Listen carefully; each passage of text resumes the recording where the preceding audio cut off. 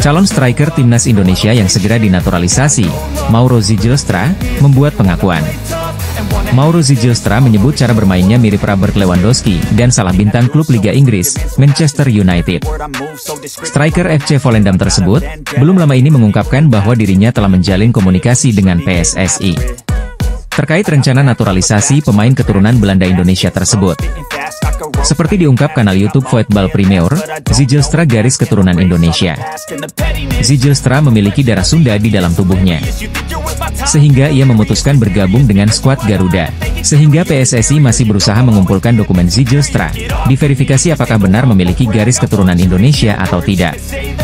Zijlstra memberi kabar baik untuk pelatih timnas Indonesia, Shin Tae-yong. Shin sangat kesulitan mencari bomber tajam di skuad timnas Indonesia.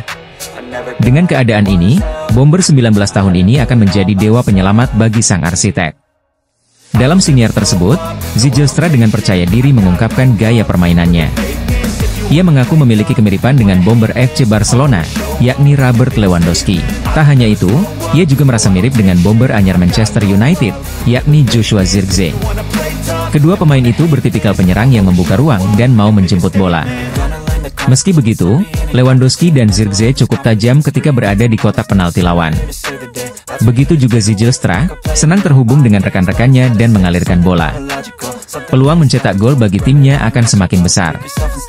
Lebih mirip dengan tipe penyerang seperti Robert Lewandowski dan Joshua Zirkzee, kata Mauro Zijlstra. Saya suka bergabung dalam permainan dan menghubungkan umpan-umpan dan saya juga dapat menyelesaikannya peluang, jelasnya. Lebih lanjut, ia juga menyebut salah satu mantan penyerang Barcelona yang berasal dari Belanda, yakni Luuk de Jong. Ia tak begitu suka gaya bermain de Jong yang hanya menunggu umpan dari rekannya di kotak penalti lawan. Saya tidak seperti Luuk de Jong yang menyundul setiap umpan silang ke dalam kotak penalti. Namun lebih seperti seseorang yang dapat bergabung dalam permainan dan mampu memberikan umpan, pungkasnya. Jelas gaya permainan itu sangat masuk ke kriteria diinginkan STY seperti diketahui. Pelatih asal negeri ginseng itu mewajibkan para pemainnya aktif mencari bola saat dimainkan. Putaran ketiga kualifikasi Piala Dunia 2026 zona Asia yang ditunggu-tunggu akhirnya telah dimulai. Round 3 kualifikasi Piala Dunia 2026 ini tentu bukan pertandingan yang untuk timnas Indonesia. Pasalnya, Indonesia sendiri berada di grup C bersama dengan tim-tim kuat seperti Jepang, Australia, Arab Saudi, Cina, dan Bahrain. Negara-negara tersebut bahkan merupakan tim yang selalu langganan menjadi peserta Piala Dunia. Di antara tim-tim di grup C tersebut, timnas Indonesia juga sempat memiliki sejarah kelam dengan salah satunya, yakni Bahrain. Beberapa tahun lalu, skuad Garuda pernah dipermalukan oleh Bahrain, di mana pada pertemuan mereka, Indonesia kalah dengan skor telak 0-10. Saat itu, Indonesia berhadapan dengan Bahrain pada kualifikasi Piala Dunia 2014 di Stadion Al-Bahrain Al-Watani. Melihat sejarah tersebut, bukan hal mengherankan jika Bahrain bakal meremehkan timnas Indonesia di round ketiga ini. Namun, meski sempat meremehkan permainan sepak bola Garuda, sekarang Bahrain bisa jadi panik jelang hadapi timnas Indonesia di kualifikasi Piala Dunia 2026. Peningkatan tim nasional Indonesia di bawah Shin Tae-yong sangatlah signifikan beberapa tahun belakangan ini. Tentunya ini bukan hanya berkat Coach ST saja, tapi juga peran pemain, staf, serta PSSI yang juga sangat membantu.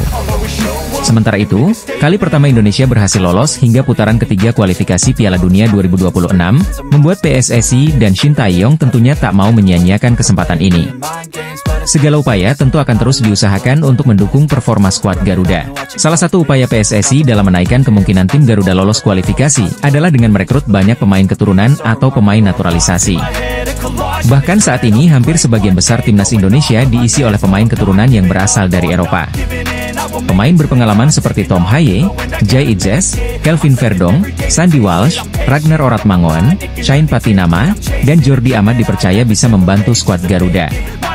Ditambah dengan pemain muda berpotensi seperti Rafael Struijk, Nathan Choi Aon, Justin Hubner, dan Ivar Jenner. Bahkan pemain grade A, Martin Paes, akhirnya bisa bergabung memperkuat timnas Indonesia di round 3. PSSI bahkan baru-baru ini juga kembali mengumumkan dua nama pemain keturunan baru yang bakal dinaturalisasi, yakni Mes Hilgers dan Eliano Rejders. Jadi, tentu saja Indonesia datang dengan rencana kejutan di putaran ketiga kualifikasi Piala Dunia 2026 zona Asia. Skuad tim nasional Indonesia tampaknya akan semakin kuat dengan adanya 3 pemain keturunan yang akan dinaturalisasi, dan saat ini tengah diproses oleh Persatuan Sepak Bola Seluruh Indonesia. Adapun ketiga pemain baru yang akan menjadi skuad timnas Garuda yakni Maes Hilgers, Eliano Reijnders, dan Mauro Zijlstra.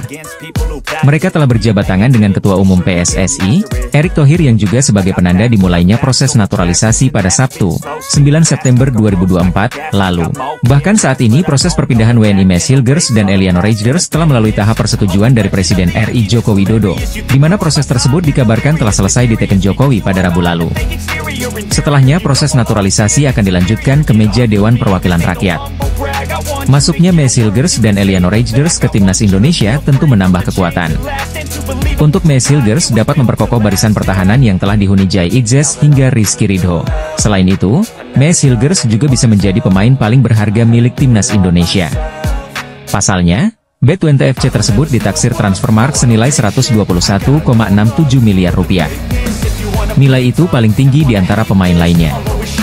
Bahkan mengungguli Tom Haye yang saat ini menjadi pemain termahal timnas Indonesia dengan nilai 53 miliar rupiah.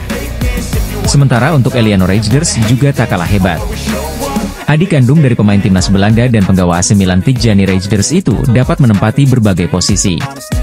Eliano bisa memerankan seorang gelandang serang, sayap kanan maupun kiri.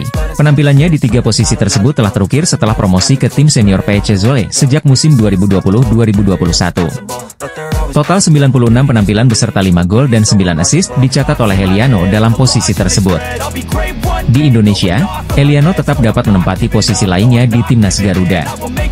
Selain Maes Hilgers dan Eliano Reijnders, ada lagi satu pemain calon naturalisasi yang sedang dicek berkas oleh PSSI.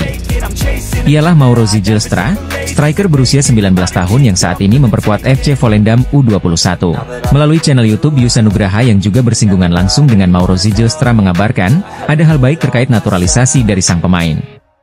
Yusa menegaskan bahwa data permohonan WNI dari Mauro Zijlstra telah diterima oleh PSSI. Sementara itu, ketika Yusa mengkonfirmasi ke Exco PSSI Arya Sinulinga, data-data dari Mauro Zijlstra sedang divalidasi. Artinya PSSI sedang mengecek betul surat-surat yang dikirim oleh striker 19 tahun itu. Kemarin waktu aku chat Mario, surat-suratnya telah diterima oleh PSSI. Buka Yusa, 10 September 2024. Ketiga calon pemain baru timnas Indonesia dari proses naturalisasi kini sedang diproses. Diharapkan, proses naturalisasi keduanya selesai pada Oktober mendatang dan dapat memperkuat skuad timnas Indonesia bulan depan. Media asing asal Belanda, Voetbal Primeur, menegaskan ada 5 pemain keturunan yang segera memperkuat timnas Indonesia. Sebanyak 5 pemain yang akan segera dinaturalisasi timnas Indonesia. Nama-nama tersebut adalah Mauro Zijlstra, Ula Romeni, Jairo Riedewald, Kevin Dix, dan Pascal Struijk. Meski begitu, butuh usaha keras bagi PSSI untuk mendapatkan jasa pemain-pemain berdarah Belanda Indonesia ini. Tak mudah meyakinkan nama-nama di atas untuk meninggalkan paspor Belanda dan beralih menjadi Indonesia. Ini cukup spesial karena ada beberapa pemain lagi yang bisa bergabung dengan Indonesia selain Mauro Zijlstra. Saya tahu Jairo Riedewald salah satunya dan sedang dalam proses. PSSI sedang mengusahakannya dan Jairo Riedewald semakin positif tentang itu dan saya pikir Jairo Riedewald menjadi WNI akan terjadi, jikata salah seorang host di podcast garapan Voetbal Primeur. Ula Romeni juga masih berlangsung proses naturalisasinya. Kevin Dix juga mungkin akan bergabung juga. Setidaknya dia masih mempertimbangkannya. Dilanjut sang pembawa acara. Munculnya nama Pascal Struijk jadi yang paling mengejutkan. Medio 2020, bek Leeds United ini dikabarkan menolak tawaran timnas Belgia demi menunggu kesempatan membela timnas Belanda senior. Tentunya, mengejutkan jika Pascal Struijk bersedia membela skuad Garuda racikan Shin Tae-yong. Dan seseorang yang tidak banyak disebutkan, Pascal Struijk diizinkan bermain untuk Indonesia. Dia adalah pemain yang luar biasa, dilanjutnya. Jika nama-nama di atas benar bergabung, betapa kuatnya skuad timnas Indonesia. Pelatih timnas Indonesia Shin Tae-yong semakin percaya diri mengandalkan formasi andalannya, yakni 3-4-3. Dalam pola ini, posisi penjaga gawang ditempati Martin Paes. Selanjutnya 3 bek sejajar ada Maes Hilgers, Jai Idzes, dan Pascal Struijk. Lanjut ke posisi wing bek kanan ada Kevin Dix dan Kelvin Verdong di sisi sebelahnya.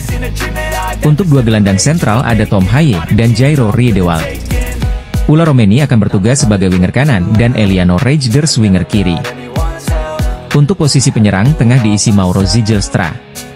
Timnas Indonesia asuhan Shin Tae-yong akan berhadapan dengan Bahrain dan Cina pada bulan Oktober mendatang dalam lanjutan babak ketiga kualifikasi Piala Dunia 2026 zona Asia.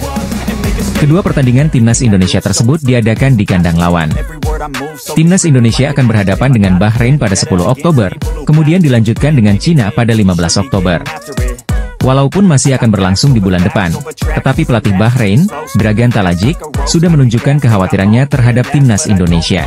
Untuk sementara, puncak klasemen grup C babak ketiga Piala Dunia 2026 zona Asia masih dihuni oleh Jepang usai meraih 2 kali kemenangan.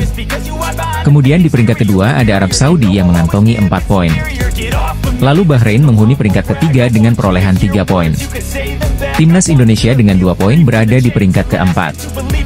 Sementara Australia di peringkat kelima dengan 1 poin dan Cina di dasar klasemen tanpa poin. Pada pertandingan sebelumnya, Bahrain kalah telak melawan Jepang dengan skor 0-5. Pelatih Bahrain sendiri mengungkapkan bahwa memang tak ada pertandingan yang mudah di babak kualifikasi ini. Tidak ada pertandingan mudah di babak kualifikasi terakhir Piala Dunia, ujar pelatih Bahrain. Semua tim hebat, belajar, belajar, dan berjuang, jelanjutnya. Termasuk juga Timnas Indonesia yang menurut pelatih Bahrain berhasil menunjukkan hasil yang mengejutkan dengan menahan imbang Australia, negara yang punya pengalaman di Piala Dunia. Lihat Timnas Indonesia, pertandingan mereka berakhir imbang 0-0, kata pelatih Bahrain. Pernyataan pelatih Bahrain ini sekaligus menunjukkan bahwa Timnas Indonesia termasuk tim yang tidak bisa dianggap remeh. Walaupun bermain di kandang sendiri, pelatih Bahrain sebaiknya tidak memandang remeh Timnas Indonesia asuhan Shin Tae-yong. Melihat dari catatan tim, Timnas Indonesia paling mungkin untuk meraih hasil kemenangan dalam pertandingan menghadapi Bahrain dan juga Cina. Tentu ini sebuah peluang bagi Timnas Indonesia asuhan Shin Tae-yong untuk bisa melaju ke babak berikutnya. Pemain FC Volendam U21, Mauro Zijlstra mengungkapkan kabar terbaru proses naturalisasinya untuk membela Timnas Indonesia. Meski belum berfoto dengan Ketua Umum PSSI, Erick Thohir, Mauro Zijlstra sudah terkonfirmasi tengah mengurus dokumen yang diperlukan. Ya, saya tengah menjalani proses naturalisasi.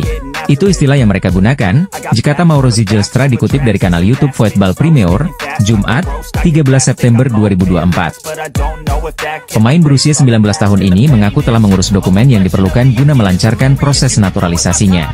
Jika dokumen tersebut sudah selesai diurus, Mauro Zijlstra pun akan terbang ke Indonesia untuk melanjutkan proses naturalisasinya. Kami tengah bekerja untuk paspor Indonesia saya.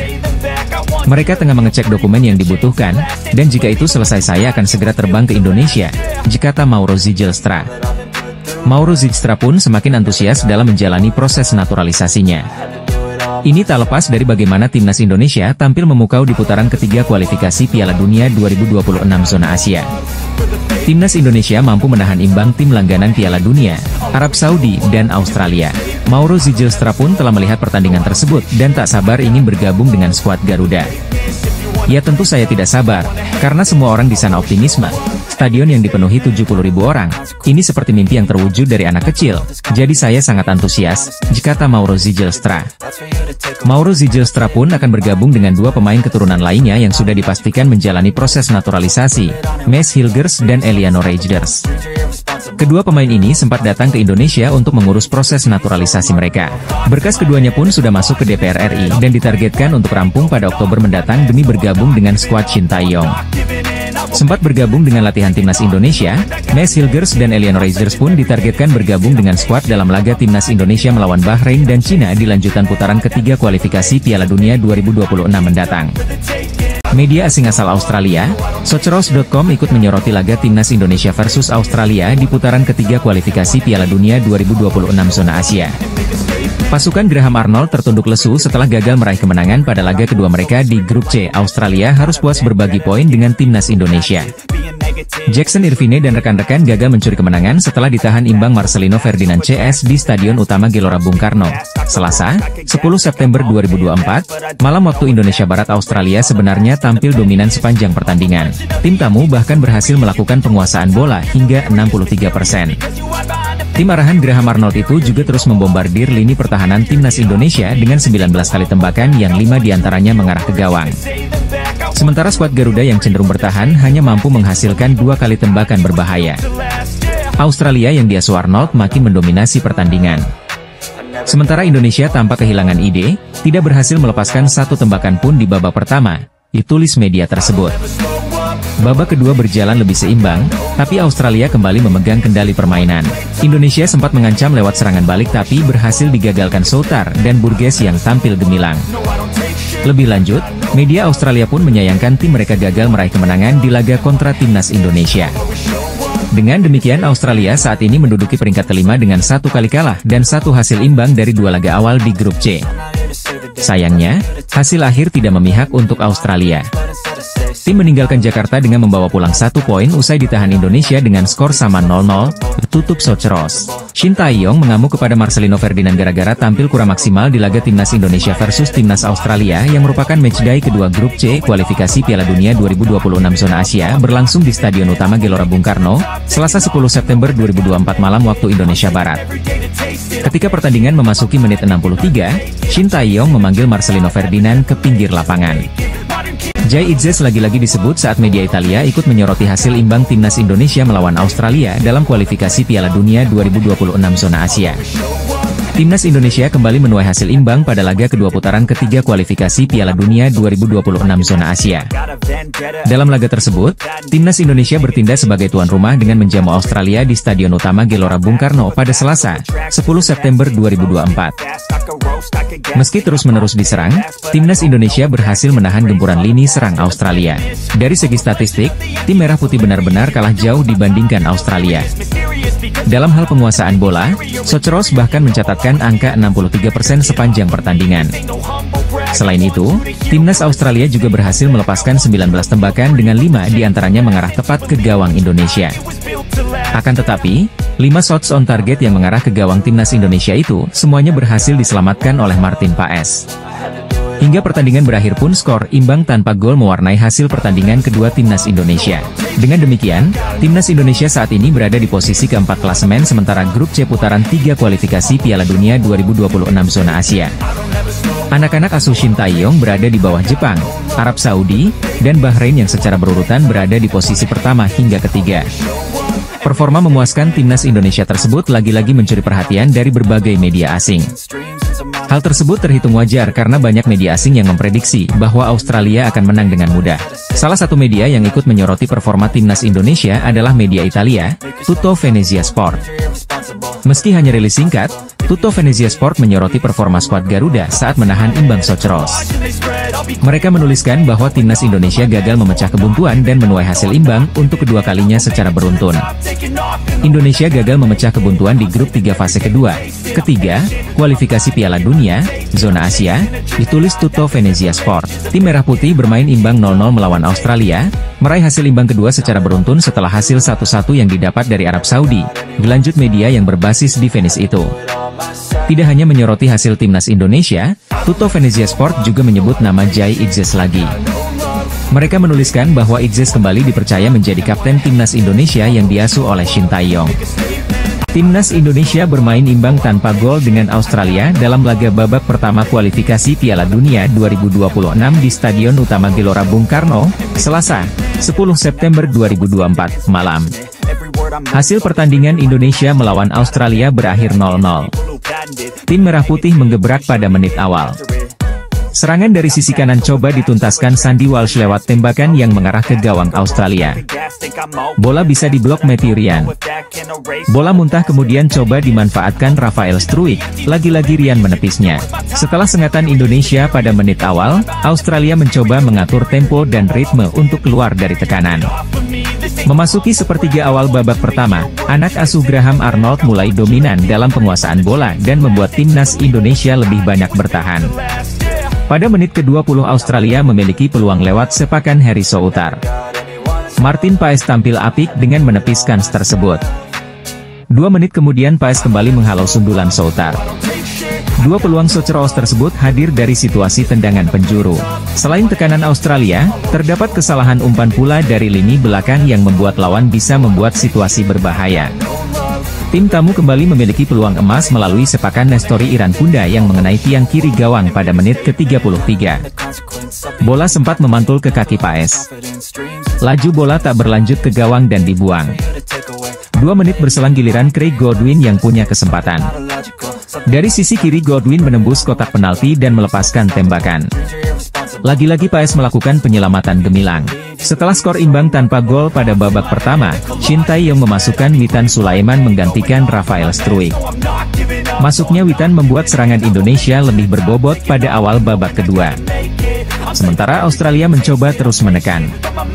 Kemampuan Ragnar Oratmangoen membaca bak pas pemain Australia membuat peluang bagi Indonesia.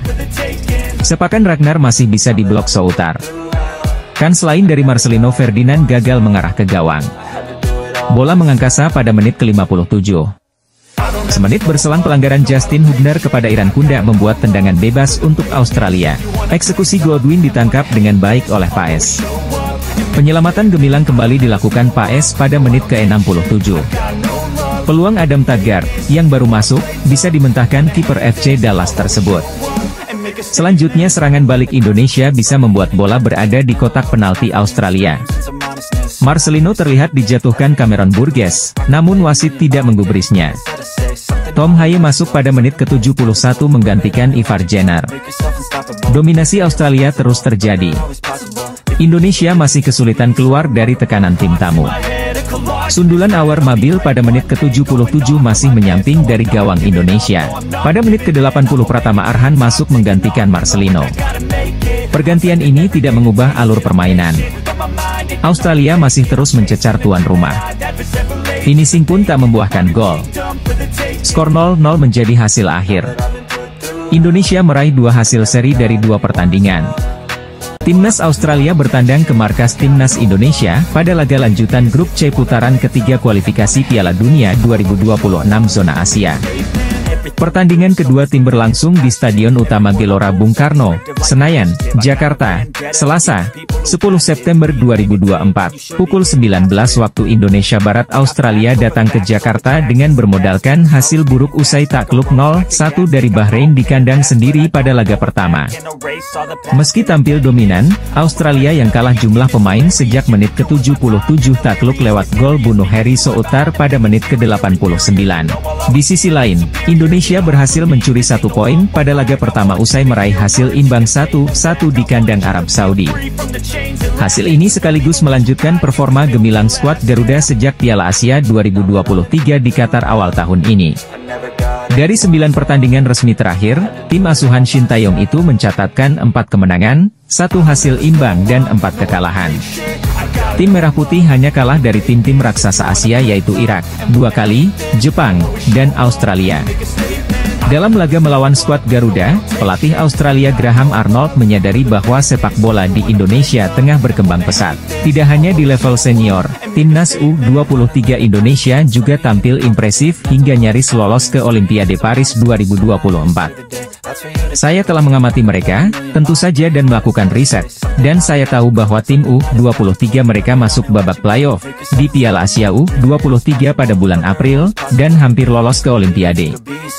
Jadi saya tahu bahwa permainan ini berkembang di Indonesia, tetapi kami sangat siap untuk itu, dan kami hanya lebih fokus pada diri kami sendiri dan bagaimana kami tampil, kata Arnold. Selain itu, Arnold juga menyadari timnya akan mendapat tekanan besar lantaran bermain di hadapan ribuan supporter Indonesia. Melalui situs resminya, Australia memperkirakan lebih dari 75.000 supporter memenuhi GBK. Sementara itu, sebanyak 65.000 tiket yang dijual oleh PSSI untuk laga Indonesia versus Australia telah habis terjual. Kendati demikian, Arnold menilai kehadiran ribuan supporter juga bisa memberikan tekanan kepada tim tuan rumah. Dengan kata lain, kehadiran ribuan supporter di GBK ibarat pisau bermata dua bagi timnas Indonesia. Di samping itu, Arnold juga menilai timnya sudah terbiasa bermain dengan atmosfer pertandingan tandang. Pelatih timnas Australia, Graham Arnold, buka suara soal kesiapan anak asuhnya jelang menghadapi timnas Indonesia pada lanjutan kualifikasi Piala Dunia 2026.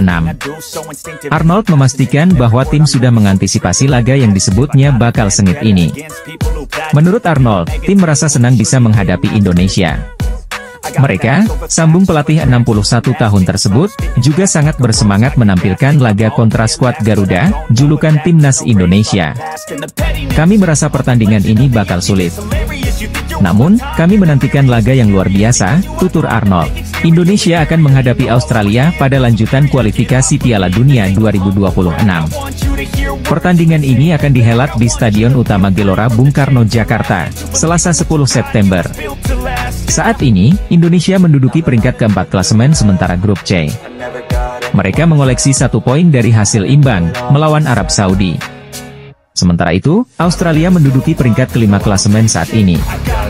Mereka menelan kekalahan 0-1 pada laga pertama, menjamu Bahrain. Menurut Arnold, Cruz sudah pernah berhadapan dengan Indonesia sebelumnya. Namun, pelatih kawakan Australia ini menyebut skuad Garuda sudah banyak berkembang saat ini. Kami melawan sudah Indonesia di Piala Asia 2023.